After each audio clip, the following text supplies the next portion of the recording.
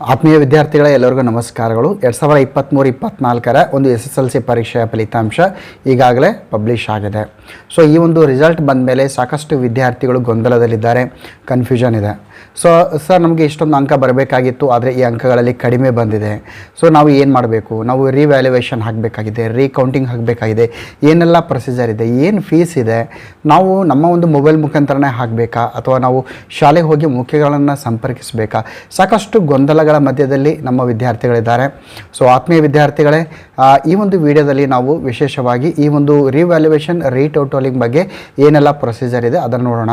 So ಆತ್ಮೀಯ ವಿದ್ಯಾರ್ಥಿಗಳೇ, ಫಸ್ಟಿಗೆ ನೀವು ರಿವ್ಯಾಲ್ಯುವೇಷನ್ ಮಾಡಿಸ್ಬೇಕಾದ್ರೆ ನೀವು ನಿಮ್ಮ ಒಂದು ಆನ್ಸರ್ ಪೇಪರಿನ ಯಾವ ವಿಷಯದಲ್ಲಿ ನೀವು ರಿವ್ಯಾಲ್ಯುವೇಷನ್ ಮಾಡಿಸ್ಬೇಕಾಗಿದೆ ಆ ಒಂದು ಪೇಪರಿನ ಒಂದು ಸ್ಕ್ಯಾನರ್ಡ್ ಕಾಪಿ, ಜೆರಾಕ್ಸ್ ಕಾಪಿ ಅಥವಾ ಫೋಟೋ ಕಾಪಿ ಅಂತ ನಾವೇನು ಹೇಳ್ತೇವೆ ಅದನ್ನು ಮೊದಲು ತರಿಸ್ಕೋಬೇಕು. ನೀವು ಆ ಒಂದು ಫೋಟೋ ಕಾಪಿ, ಸ್ಕ್ಯಾನರ್ಡ್ ಕಾಪಿಯನ್ನು ತರಿಸ್ಕೊಂಡ ಮೇಲೆ ಆ ಒಂದು ಆನ್ಸರ್ ಶೀಟ್ನಲ್ಲಿ ನಿಮಗೆ ಅದನ್ನು ನೋಡಿಕೊಂಡು ಈ ಒಂದು ಪ್ರಶ್ನೆಗೆ ಆನ್ಸರ್ ಬರಬೇಕಾಗಿತ್ತು ಆದರೆ ಬಂದಿಲ್ಲ. ಸೊ ಅದಕ್ಕೆ ನೀವು ಅಂಡರ್ಲೈನ್ ಮಾಡಿ ಅದಕ್ಕೆ ಸಪೋರ್ಟ್ ಆಗಿರುವಂಥ ಡಾಕ್ಯುಮೆಂಟ್. ಸೊ ಒಂದು ಪ್ರಶ್ನೆ ಇದೆ, ನಾನು ಇಷ್ಟು ಉತ್ತರ ಬರೆದಿದ್ದೇನೆ, ನಾನು ಬರೆದಿರುವಂಥ ಉತ್ತರ ಸರಿ ಇದೆ. ಸೊ ಸರಿ ಇದೆ ಅಂತ ಹೇಳೋಕ್ಕೆ ಈ ಒಂದು ಪಠ್ಯಪುಸ್ತಕದ ಈ ಒಂದು ಪುಟ ಸಂಖ್ಯೆಯಲ್ಲಿ ಉತ್ತರ ಇದೆ, ಅದನ್ನೇ ನಾನು ಬರೆದಿದ್ದೇನೆ, ಬಟ್ ಇಲ್ಲಿ ಅದಕ್ಕೆ ಅಂಕಗಳನ್ನು ಕಡಿಮೆ ಕೊಟ್ಟಿದ್ದಾರೆ. ಸೊ ಈ ರೀತಿ ಸಪೋರ್ಟಿವ್ ಡಾಕ್ಯುಮೆಂಟನ್ನು ಹಚ್ಚಿ ನಾವು ರಿವ್ಯಾಲ್ಯುವೇಷನ್ಗಾಗಿ ಹಾಕಬೇಕಾಗತ್ತೆ.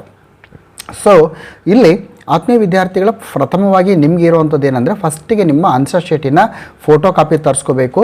ಒಂದು ವೇಳೆ ನೀವು ರಿವ್ಯಾಲ್ಯುವೇಷನ್ಗಾಗಿ ಅರ್ಜಿಯನ್ನು ಸಲ್ಲಿಸಬೇಕಾದ್ರೆ. ಸರ್ ಫೋಟೋ ಕಾಪಿ ಏಕೆ, ನಾವು ಡೈರೆಕ್ಟಾಗಿ ರಿವ್ಯಾಲ್ಯುವೇಷನ್ಗಾಗಿ ಅರ್ಜಿಯನ್ನು ಸಲ್ಲಿಸಬಹುದಾ ಅಂತ ಒಂದು ಏನಾದರೂ ಅನಿಸಿದರೆ ಹಾಗೆ ಮಾಡೋಕ್ಕಾಗೋದಿಲ್ಲ. ನೀವು ರಿವ್ಯಾಲ್ಯುವೇಷನ್ಗಾಗಿ ಅರ್ಜಿ ಸಲ್ಲಿಸಬೇಕಾದ್ರೆ ನಿಮ್ಮ ಉತ್ತರ ಪತ್ರಿಕೆ ಯಾವ ವಿಷಯದಲ್ಲಿ ನೀವು ಮರುಮೌಲ್ಯಮಾಪನ ಮಾಡಬೇಕಂತ ಮಾಡಿದ್ದೀರಿ ಅದರ ಒಂದು ಸ್ಕ್ಯಾನ್ ಕಾಪಿ ಅಥವಾ ಫೋಟೋ ಕಾಪಿ ಅಥವಾ ಒಂದು ಜೆರಾಕ್ಸ್ ಕಾಪಿಯನ್ನು ತರಿಸ್ಕೋಬೇಕು. ಆ ಒಂದು ಫೋಟೋ ಕಾಪಿ ಅಥವಾ ಜೆರಾಕ್ಸ್ ಕಾಪಿಯನ್ನು ತರಿಸ್ಕೊಳ್ಬೇಕಾದ್ರೆ ನೀವು ಆನ್ಲೈನ್ ಮುಖಾಂತರ ಅರ್ಜಿಯನ್ನು ಸಲ್ಲಿಸಬೇಕಾಗ್ತದೆ.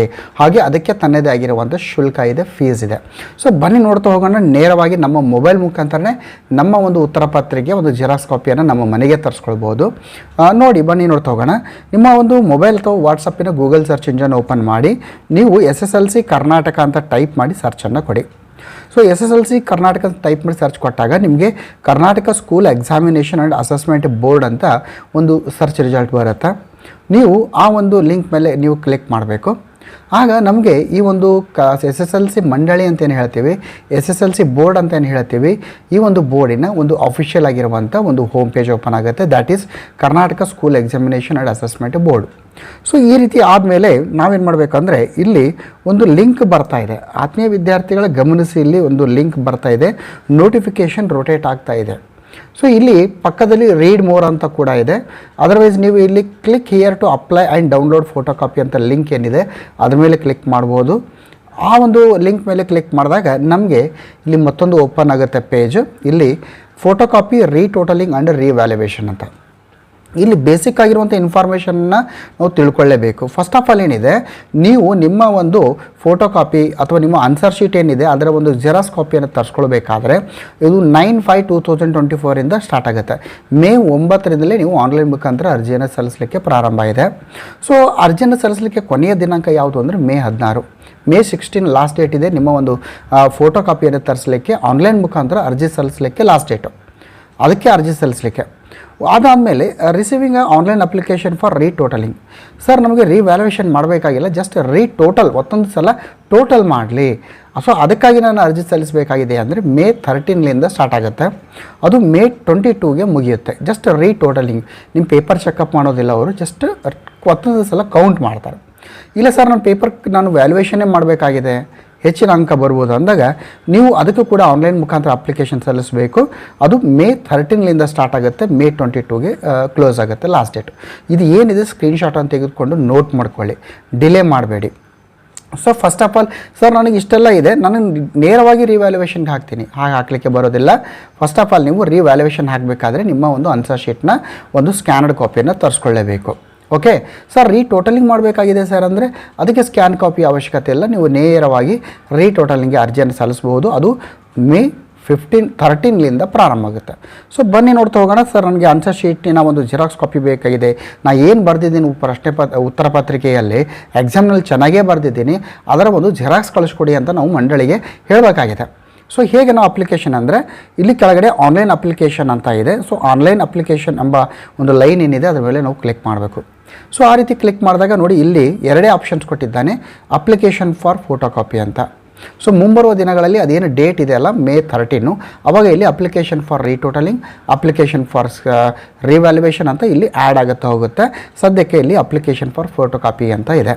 ಸೊ ಪ್ರಥಮವಾಗಿ ನಾವು ಇಲ್ಲಿ ಅಪ್ಲಿಕೇಶನ್ ಫಾರ್ ಫೋಟೋ ಕಾಪಿ ಎಂಬ ಆಪ್ಷನ್ಸನ್ನು ನಾವು ಕ್ಲಿಕ್ ಮಾಡಬೇಕು. ಸೊ ಈ ರೀತಿ ನಾವು ಕ್ಲಿಕ್ ಮಾಡಿದಾಗ ಇಲ್ಲಿ ನಮ್ಮ ಒಂದು ರಿಜಿಸ್ಟರ್ ನಂಬರನ್ನು ಎಂಟ್ರಿ ಮಾಡಲಿಕ್ಕೆ ಕೇಳುತ್ತೆ.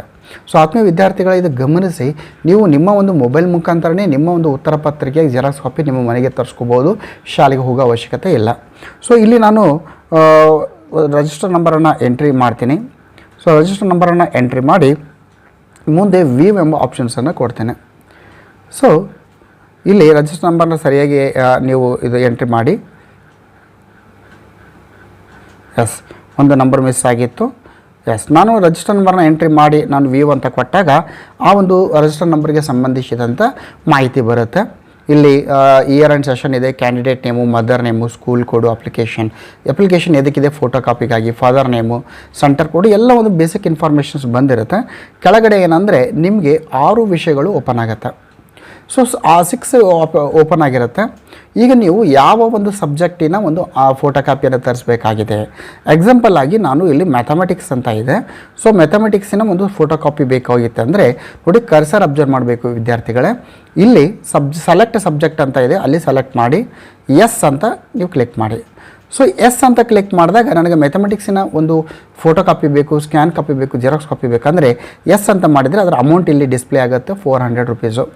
ಸರ್ ಜೊತೆಯಲ್ಲಿ ನನಗೆ ಸೈನ್ಸ್ ಕೂಡ ಬೇಕಾಗಿದೆ ಅಂದರೆ ಸೈನ್ಸ್ ಮುಂದೆ ಇರುವಂಥ ನೋ ಎಂಬ ಏನಿದೆ ಕ್ಲಿಕ್ ಮಾಡಿದಾಗ ಎಸ್ ನೋ ಅಂತ 2 ಬರುತ್ತೆ. ನಾವು ಎಸ್ ಅಂತ ಮಾಡಿದಾಗ ಮತ್ತೆ 400 ರುಪೀಸ್ ಮತ್ತೆ ಆ್ಯಡ್ ಆಗುತ್ತೆ. ಸೊ ಇದೇ ರೀತಿ ನೀವು ಯಾವ ವಿಷಯ ನಿಮಗೆ ಫೋಟೋ ಕಾಪಿ ಬೇಕಾಗಿದೆ ಅಲ್ಲಿ ಏನು ಮಾಡಬೇಕು, ಸೆಲೆಕ್ಟ್ ಸಬ್ಜೆಕ್ಟಲ್ಲಿ ಹೋಗಿ ಎಸ್ ಅಂತ ಮಾಡಿದರೆ ಆ ಫೋಟೋ ಕಾಪಿ ಅಮೌಂಟ್ ಆ್ಯಡ್ ಆಗುತ್ತಾ ಹೋಗುತ್ತೆ. ಸೊ ನಾನೇನು ಮಾಡ್ತೀನಿ ಈಗ, ಜಸ್ಟ್ ನಾನು ಸೈನ್ಸು ಮತ್ತು ಮ್ಯಾಥಮೆಟಿಕ್ಸು 2 ಫೋಟೋ ಕಾಪಿ ಬೇಕಾಗಿದೆ, ನಾನು ಅದನ್ನು ಎಸ್ ಅಂತ ಮಾಡಿದ್ದೀನಿ. ಟೋಟಲ್ ಅಮೌಂಟ್ ಎಷ್ಟು ಬಂತು, 800 ರುಪೀಸ್ ಇದೆ.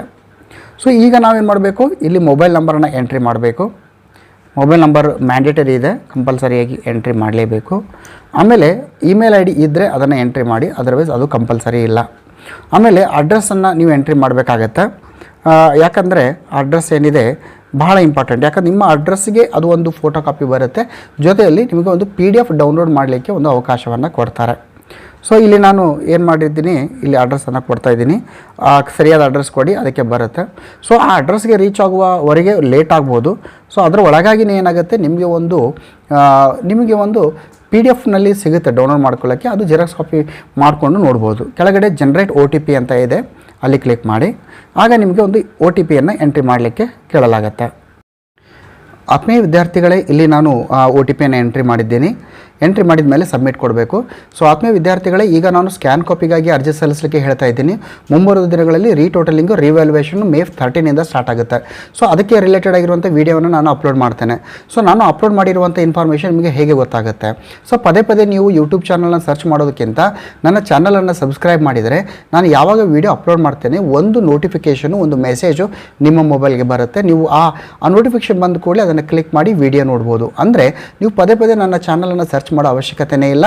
ಜಸ್ಟ್ ಸಬ್ಸ್ಕ್ರೈಬ್ ಮಾಡಿ, ಪಕ್ಕದಲ್ಲಿರುವಂಥ ಬೆಲ್ ಬಟನ್ ಕ್ಲಿಕ್ ಮಾಡಿ, ಆಲ್ ಎಂಬ ಆಪ್ಷನ್ಸ್ ಕ್ಲಿಕ್ ಮಾಡಿದರೆ ನಾನು ಅಪ್ಲೋಡ್ ಮಾಡುವಂಥ ಪ್ರತಿಯೊಂದು ವೀಡಿಯೋದ ಮೆಸೇಜ್ ನಿಮಗೆ ಬರ್ತದೆ. ಸೊ ಬನ್ನಿ ನೋಡ್ತಾ ಹೋಗೋಣ. OTPಯನ್ನು ಎಂಟ್ರಿ ಮಾಡಿದ್ದೀನಿ. ಮುಂದೆ ಸಬ್ಮಿಟ್ ಎಂಬ ಆಪ್ಷನ್ಸನ್ನು ನಾನು ಕ್ಲಿಕ್ ಮಾಡ್ತೇನೆ. ಸೊ ಸಬ್ಮಿಟ್ ಎಂಬ ಆಪ್ಷನ್ಸ್ ಕ್ಲಿಕ್ ಮಾಡಿದ ಕೂಡಲೇ ಇಲ್ಲಿ ಏನಾಯಿತು ಅಂದರೆ ಒಂದು ಅಪ್ಲಿಕೇಶನ್ ನಂಬರ್ ಜನರೇಟ್ ಆಯಿತು. ಜನರೇಟ್ ಆದ ಕೂಡಲೇ ಕೆಳಗಡೆ ಏನಿದೆ submit, reset, make payment. Reset ಅಂದರೆ ನೀವು ಮತ್ತೊಂದು ಸಲ ಏನಾದರೂ ಬದಲಾವಣೆ ಮಾಡಬೇಕಾಗಿದ್ದರೆ ರೀಸೆಟ್ ಮಾಡ್ಬೋದು. ನಾನು ಮುಂದೆ ಮೇಕ್ ಪೇಮೆಂಟಿಗೆ ಹೋಗ್ತೇನೆ. ಸೊ ಮೇಕ್ ಪೇಮೆಂಟ್ ಅಂತ ಬಂದಾಗ ಇಲ್ಲಿ 2 ಆಪ್ಷನ್ಸ್ ಇದೆ, ಕ್ಯಾಶ್ ಪೇಮೆಂಟ್ ಇದೆ, ಥ್ರೂ ಚಲನ್, ಆನ್ಲೈನ್ ಪೇಮೆಂಟ್ ಇದೆ. ಕ್ಯಾಶ್ ಪೇಮೆಂಟ್ ಅಂದಾಗ ನೀವು ಒಂದು ಚಲನ್ ಜನರೇಟ್ ಆಗುತ್ತೆ, ಆ ಚಲನ ತೆಗೆದುಕೊಂಡು ಬ್ಯಾಂಕಿಗೆ ಹೋಗಿ ಅಮೌಂಟನ್ನು ಸಲ್ಲಿಸಬೇಕು. ಅದರ್ವೈಸ್ ಇಲ್ಲ ಸರ್ ನಾನು ಆನ್ಲೈನ್ ಪೇಮೆಂಟ್ ಮಾಡ್ತೇನೆ, ಬ್ಯಾಂಕಿಗೆ ಹೋಗಲಿಕ್ಕೆ ಆಗೋದಿಲ್ಲ ಅಂದರೆ ಆನ್ಲೈನ್ ಪೇಮೆಂಟನ್ನು ಸೆಲೆಕ್ಟ್ ಮಾಡಿ. ನನ್ನ ಒಂದು ಸಜೆಷನ್ ಏನಂದರೆ ಆನ್ಲೈನ್ ಪೇಮೆಂಟನ್ನು ಮಾಡಿ, ಭಾಳ ಈಸಿ ಆಗುತ್ತೆ. ಸೊ ಆನ್ಲೈನ್ ಪೇಮೆಂಟ್ ಎಂಬ ಆಪ್ಷನ್ಸ್ ಕ್ಲಿಕ್ ಮಾಡಿದ್ದೀನಿ. ಆನ್ಲೈನ್ ಪೇಮೆಂಟ್ ಬ್ಯಾಂಕ್ಸ್ ಅಂತ ಇದೆ, ಅಲ್ಲಿ ಒಂದೇ ಆಪ್ಷನ್ಸ್ ಬರುತ್ತೆ, ಕರ್ನಾಟಕ 1 ಅಂತ. ಅದು ಸೆಲೆಕ್ಟ್ ಮಾಡಿ ಸಬ್ಮಿಟ್ ಅಂತ ಕೊಡಿ. ಸೊ ಈ ರೀತಿ ಸಬ್ಮಿಟ್ ಕೊಟ್ಟಾಗ ನಮಗೇನಾಗುತ್ತೆ, ಒಂದು ಮೇಕ್ ಪೇಮೆಂಟಿನ ಒಂದು ಇನ್ಫಾರ್ಮೇಷನ್ ಬರುತ್ತೆ.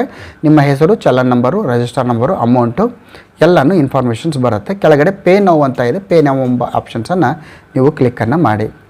ಸೊ ಪೇ ನೌ ಎಂಬ ಆಪ್ಷನ್ಸನ್ನು ನೀವು ಕ್ಲಿಕ್ ಮಾಡಿದಾಗ ನಮಗೆ ಇಲ್ಲಿ ಕರ್ನಾಟಕ ಒನ್ ಎಂಬ ಮತ್ತೊಂದು ಪೇಜ್ ಓಪನ್ ಆಗುತ್ತೆ.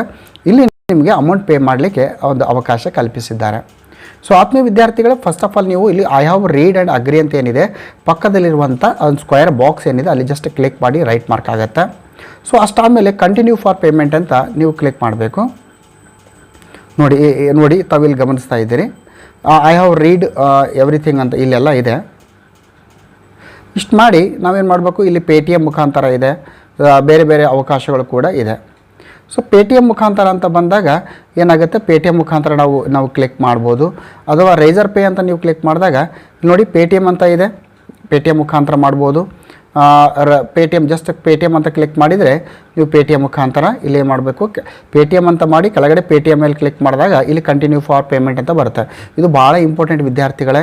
ಏನಂದರೆ ನಾನು ಇನ್ನೊಂದು ಸಲ ರಿಪೀಟ್ ಮಾಡ್ತೀನಿ, ನಾನು ಇಲ್ಲಿ NTT ಡಾಟಾ ಅಂತ ಇದೆ, ಇಲ್ಲಿ credit card, debit card, net ಬ್ಯಾಂಕಿಂಗ್ಲಿಂದ ನೀವು ಪೇಮೆಂಟ್ ಮಾಡ್ಬೋದು. ಸೊ ಮೂರನೇ ಆಪ್ಷನ್ಸ್ನಲ್ಲಿ ಸರ್ ನಾನು ಕ್ರೆಡಿಟ್ ಕಾರ್ಡಿಂದ ಇಲ್ಲ ಡೆಬಿಟ್ ಕಾರ್ಡಿಂದ ಮಾಡ್ತೀನಿ, ಕ್ರೆಡಿಟ್ ಕಾರ್ಡಿಂದ ಮಾಡ್ತೀನಿ ಅಥವಾ ನೆಟ್ ಬ್ಯಾಂಕಿಂಗ್ ಅಂತ ಸೆಲೆಕ್ಟ್ ಮಾಡಬೇಕಾಗತ್ತೆ. ನೆಟ್ ಬ್ಯಾಂಕಿಂಗ್ ಅಂತ ಸೆಲೆಕ್ಟ್ ಮಾಡಿದಾಗ ಕಂಟಿನ್ಯೂ ಫಾರ್ ಪೇಮೆಂಟ್ ಬರುತ್ತೆ. ಡೆಬಿಟ್ ಕಾರ್ಡ್ ಅಂತ ಕ್ಲಿಕ್ ಮಾಡಿದಾಗ ಕಂಟಿನ್ಯೂ ಫಾರ್ ಪೇಮೆಂಟ್ ಅಂತ ಬರುತ್ತೆ. ಕ್ರೆಡಿಟ್ ಕಾರ್ಡ್ ಅಂದಾಗ ಕಂಟಿನ್ಯೂ. ಸೊ ಡೆಬಿಟ್ ಕಾರ್ಡ್ ಅಂತ ಮಾಡಿ ಕಂಟಿನ್ಯೂ ಫಾರ್ ಪೇಮೆಂಟ್ ಅಂತ ನಾವು ಕ್ಲಿಕ್ ಮಾಡಿದಾಗ do want to submit the transaction ಅಂತ ಇದೆ, ಓಕೆ ಅಂತ ಮಾಡಬೇಕು. ಸೊ ಓಕೆ ಅಂತ ಮಾಡಿದಾಗ ನಮಗೆ ಈ ಒಂದು ಅಮೌಂಟ್ ಟ್ರಾನ್ಸಾಕ್ಷನ್ ರಿಲೇಟೆಡ್ ಆಗಿ ಮತ್ತೊಂದು ಏನಾಗುತ್ತೆ ಅಂದರೆ ಪೇಜ್ ಓಪನ್ ಆಗುತ್ತೆ. ನೋಡಿ ಒಂದಿಷ್ಟು ಸಮಯ ತೆಗೆದುಕೊಳ್ಳುತ್ತೆ, ಯಾಕಂದರೆ ಸಾಕಷ್ಟು ವಿದ್ಯಾರ್ಥಿಗಳು ಪೇಮೆಂಟ್ ಮಾಡ್ತಾ ಇದ್ದಾರೆ. ಸೊ ಇಲ್ಲಿ ಏನು ಮಾಡಬೇಕು ಅಂದರೆ ಡೆಬಿಟ್ ಕಾರ್ಡಿನ ನಂಬರ್ ಇರುತ್ತಲ್ಲ, ನಿಮ್ಮ ATM ಕಾರ್ಡಿನ ನಂಬರು, ಆ ATM ಕಾರ್ಡ್ ಮೇಲೆ ಏನು ಹೆಸರಿದೆ, ಬ್ಯಾಂಕಿನ ಹೆಸರು, ಮೊಬೈಲ್ ನಂಬರನ್ನು ಎಂಟ್ರಿ ಮಾಡಿ, ಇಮೇಲ್ ID ಇದ್ದರೆ ಅದನ್ನೇ ಎಂಟ್ರಿ ಮಾಡಿ ಪೇ ಅಂತ ಮಾಡಿ. ಆವಾಗ ನಿಮಗೆ 10 ರೂಪೀಸ್ ಸರ್ವಿಸ್ ಚಾರ್ಜ್ ಇದೆ. ಸರ್ವಿಸ್ ಚಾರ್ಜನ್ನು ಇಟ್ಕೊಂಡು ನಿಮಗೆ ಪೇಮೆಂಟ್ ಆಗುತ್ತೆ. ಡೆಬಿಟ್ ಕಾರ್ಡ್ ನಂಬರು ಇಲ್ಲಿ ನೋಡಿ ಡೇಟು ಎಲ್ಲ ಎಂಟ್ರಿ ಮಾಡಿ, CVV ನಂಬರ್ ಕೂಡ ಎಂಟ್ರಿ ಮಾಡಬೇಕು. CVV ನಂಬರ್ ಅಂದರೆ ATM ಕಾರ್ಡಿನ ಹಿಂದ್ಗಡೆ ಇರ್ತದೆ, ಆಮೇಲೆ ಅಲ್ಲಿ ನೋಡಿ ಡೇಟ್ ಇರುತ್ತೆ. ಸೊ ಇದು ಬಹಳ ಇಂಪಾರ್ಟೆಂಟ್ ಆಗಿರುವಂಥದ್ದು ಇದೆ ಇದು. ಸೊ ಇದು ಒಂದು ಡೆಬಿಟ್ ಕಾರ್ಡ್ ಮುಖಾಂತರ ನೀವು ಮಾಡಬೇಕಾಗಿಂಥದ್ದು. ಇಲ್ಲ ಸರ್ ನನಗೆ ಬೇರೆ ಒಂದು ಮೆಥಡ್ ಹೇಳಿ ಅಂದರೆ ನಾನು ಪೇಟಿಎಮ್ ಮುಖಾಂತರ ಅಥವಾ ಫೋನ್ಪೇ ಮುಖಾಂತರ ಮಾಡುವಂಥದ್ದನ್ನು ಹೇಳ್ತೇನೆ. ಪೇಟಿಎಮ್ ಅಂತ ಕ್ಲಿಕ್ ಮಾಡಿ ಕೆಳಗಡೆ ಪೇಟಿಎಮ್ ಅಂತ ಕ್ಲಿಕ್ ಮಾಡಬೇಕು, ಕೆಳಗಡೆ ಮತ್ತೊಂದು ಸಲ ಮಾಡಬೇಕು. ಮೇಲೆ ಪೇಟಿಎಮ್ ಅಂತ ಒಂದು ಸಲ ಕ್ಲಿಕ್ ಮಾಡಿದಾಗ ಇಲ್ಲಿ ಕೆಳಗಡೆ ಬರುತ್ತೆ, ಅದ್ರ ಮೇಲೆ ಕ್ಲಿಕ್ ಮಾಡಬೇಕು. ಮೊದಲು ಏನಿತ್ತು ಬ್ಲ್ಯಾಕ್ ಆ್ಯಂಡ್ ವೈಟ್ ಇತ್ತು, ಆಮೇಲೆ ಗ್ರೀನ್ ಆಯಿತು, ಆಮೇಲೆ continue for payment. So continue for payment ಅಂತ ಕ್ಲಿಕ್ ಮಾಡಿದಾಗ ನಮಗೆ ಇಲ್ಲಿ ಏನಾಗುತ್ತೆ, ಮತ್ತೊಂದು ಪೇಜ್ ಓಪನ್ ಆಗುತ್ತೆ. ಪೇಟಿಎಮ್ ಥ್ರೂ ನಾವು ಪೇಮೆಂಟ್ ಮಾಡಲಿಕ್ಕೆ ನೋಡಿ ಇಲ್ಲಿ ಮತ್ತೊಂದು ಪೇಜ್ ಓಪನ್ ಆಗುತ್ತೆ.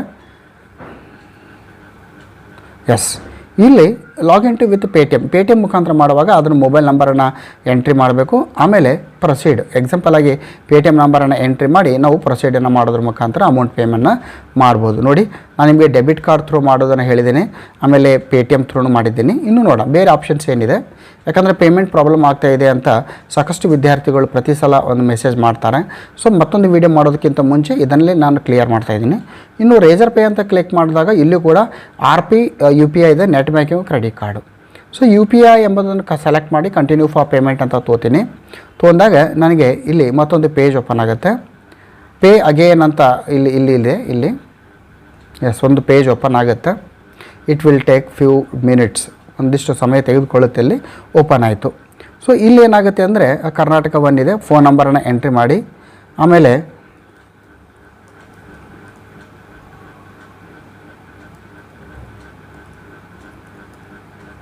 ಆಪ್ಷನ್ ಈ ರೀತಿ ನಾವೇನು ಮಾಡ್ಬೋದು, ಇಲ್ಲಿ ಕೂಡ ನೇರವಾಗಿ ನಾವು ಪೇಮೆಂಟ್ ಮಾಡಲಿಕ್ಕೆ ಸಾಧ್ಯ ಇದೆ. ಸೊ ಆತ್ಮೀಯ ವಿದ್ಯಾರ್ಥಿಗಳೇ, ನೀವು ಡೆಬಿಟ್ ಕಾರ್ಡ್ ಮುಖಾಂತರ ಮಾಡಿ, ಅದರ್ವೈಸ್ ಫೋನ್ಪೇ ಮುಖಾಂತರ ಪೇಟಿಎಮ್ ಮುಖಾಂತರ ಮಾಡಿ. ಪೇಟಿಎಮ್ ಆ್ಯಪನ್ನು ಮಾಡ್ಕೊಳ್ಳಿ, ಡೌನ್ಲೋಡ್ ಮಾಡ್ಕೊಂಡು ಆಲ್ರೆಡಿ ಇರುತ್ತೆ ನಿಮಗೆ. ಈ ಎರಡು ಆಪ್ಷನ್ಸು ಬೆಟರ್ ಇದೆ. ಸೊ ಇಷ್ಟು ಪೇಮೆಂಟ್ ಮಾಡಿದರೆ ಏನಾಗುತ್ತೆ, ಓಕೆ ಸರ್ ಪೇಮೆಂಟ್ ಮಾಡಿದ್ವಿ, ಪೇಮೆಂಟ್ ಸಕ್ಸಸ್ಫುಲ್ ಆಗಿದೆ ಹೇಗೆ ಗೊತ್ತಾಗಬೇಕು ಅಂದಾಗ, ಸೊ ಆತ್ಮೀಯ ವಿದ್ಯಾರ್ಥಿಗಳೇ ನಾನು ನಿಮಗೆ ಆ ಪೇಮೆಂಟ್ ಮಾಡಿದ ಕೂಡಲೇ ಮತ್ತೆ ನಾವು ಏನು ಮಾಡಬೇಕು, ಈ ಪೇಜಿಗೆ ಬರಬೇಕು. ಅಂದರೆ SSLC ಏನು ಹೋಮ್ ಪೇಜ್ ಇರುತ್ತಲ್ಲ, ನೋಟಿಫಿಕೇಷನ್ ಕ್ಲಿಕ್ ಮಾಡಿ, ಇಲ್ಲಿ 9ನೇ ಆನ್ಲೈನ್ ಅಪ್ಲಿಕೇಶನ್ ಅಲ್ಲಿ ಕ್ಲಿಕ್ ಮಾಡಿ. ಆಗ click here to know the status of your application. ನಿಮ್ಮ ಒಂದು ಅಪ್ಲಿಕೇಶನ್ನ ಸ್ಟೇಟಸ್ ಏನಿದೆ ಅಂತ ಇಲ್ಲಿ ನೋಡ್ಬೋದು. ಅಂದರೆ ನಮ್ಮ ಒಂದು ಫೋಟೋ ಕಾಪಿ ಏನಿದೆ ಜನ್ರೇಟ್ ಆಗಿದೆಯಾ ಅಥವಾ ಜನ್ರೇಟ್ ಆಗಿದೆ ಏನು ಅದನ್ನು ನಾವು ನೋಡ್ಬೋದು. ಇಲ್ಲಿ ನಾವು ಅಪ್ಲಿಕೇಶನ್ ನಂಬರ್ ಏನು ಜನ್ರೇಟ್ ಆಗಿರುತ್ತದೆ, ನಾವು ಯಾವಾಗ ಅಮೌಂಟ್ ಎಲ್ಲ ಪೇಮೆಂಟ್ ಮಾಡಿರ್ತೀವಲ್ಲ, ಅಪ್ಲಿಕೇಶನ್ ಸಬ್ಮಿಟ್ ಮಾಡಿರ್ತೀವಿ, ಒಂದು ಅಪ್ಲಿಕೇಶನ್ ನಂಬರ್ ಜನ್ರೇಟ್ ಆಗಿರುತ್ತೆ, ಅದನ್ನು ನೋಟ್ ಮಾಡ್ಕೋಬೇಕು. ಆ ಅಪ್ಲಿಕೇಶನ್ ನಂಬರನ್ನು ಎಂಟರ್ ಮಾಡಿ ಇಲ್ಲಿ ಸಬ್ಮಿಟ್ ಕೊಟ್ಟರೆ ನಮ್ಮ ಸ್ಟೇಟಸ್ ಗೊತ್ತಾಗುತ್ತೆ. ಸ್ಟೇಟಸ್ ಇನ್ ಪ್ರೋಗ್ರೆಸ್ ಅಂತ ಬರುತ್ತೆ. ಆಮೇಲೆ ಮುಂದೇನು ಬರುತ್ತೆ, ಪ್ರೋಗ್ರೆಸ್ ಅಂತ ಇರುತ್ತೆ. ಯಾವಾಗ ಆ ಮಂಡಳಿ ನಿಮ್ಮ ಒಂದು ಆನ್ಸರ್ ಶೀಟನ್ನು ಅಪ್ಲೋಡ್ ಮಾಡಿರ್ತಾರೆ, ಆಗ click here to download your answer sheet ಅಂತ ಒಂದು ಆಪ್ಷನ್ ಬರುತ್ತೆ. ಅಲ್ಲಿ ನೀವು ಕ್ಲಿಕ್ ಮಾಡಿದಾಗ ನಿಮ್ಮ ಒಂದು ಉತ್ತರ ಪತ್ರಿಕೆ ಒಂದು PDF ರೂಪದಲ್ಲಿ ಡೌನ್ಲೋಡ್ ಆಗುತ್ತೆ. ಅದನ್ನು ನೀವು ಡೌನ್ಲೋಡ್ ಮಾಡಿಕೊಂಡು ನೋಡ್ಕೊಳ್ಳಿ ಎಲ್ಲಿ ಆನ್ಸರ್ಸ್ ಬರುತ್ತೆ ಏನಂತ. ಅದನ್ನೆಲ್ಲ ಮಾಡ್ಕೊಂಡ್ಮೇಲೆ May 13 ರಿವ್ಯಾಲ್ಯೂಯೇಷನ್ಗಾಗಿ ನೀವು ಅರ್ಜಿಯನ್ನು ಸಲ್ಲಿಸಲಿಕ್ಕೆ ಸಾಧ್ಯ. ಇಲ್ಲ ಸರ್ ನಾವು ರೀಟೋಟಲಿಂಗ್ ಸಲುವಾಗಿ ಅರ್ಜಿ ಸಲ್ಲಿಸ್ತೀವಿ ಅಂದರೆ ನೇರವಾಗಿ ಅದಕ್ಕೆ ಕೂಡ ಪ್ರತ್ಯೇಕವಾದ ವಿಡಿಯೋ ಮಾಡ್ತೇವೆ, ರೀಟೋಟಲಿಂಗು ರಿವ್ಯಾಲ್ಯೂಯೇಷನ್ ಸಲುವಾಗಿ ಕೂಡ.